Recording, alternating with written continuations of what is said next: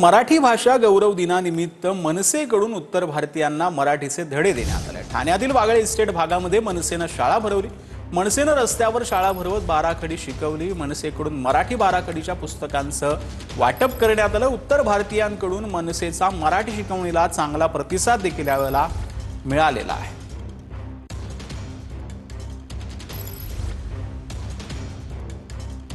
ही मंडळींचंही म्हणणं आहे की आम्हाला मराठी बोलायला काय हरकत नाही। आमचा जन्म इथे झालाय, आम्ही कित्येक वर्ष इथे राहतोय, महाराष्ट्रात राहतोय।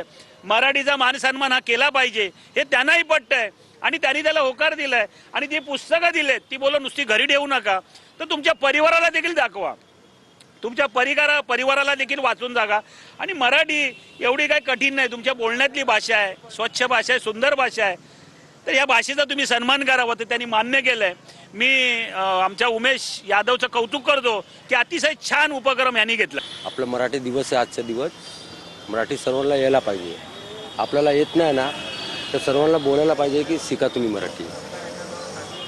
लहानपासून इथे नाही, इथे आपल्याला करायचं आहे, धरायचं आहे, म्हणजे काय पण आपल्या इथेच आहे। कोणाला येत नाही त्याला पण बोला, तुम्ही मराठी शिका। पहिले आपला मराठी भाषा, मराठी बोलणार ना तुम्ही? हा बोलतो ना मराठी, छान मराठी बोलणार, हां सगळ्यांना शिकवणार। हां तेच करणार ना, तेच म्हणणार। धन्यवाद।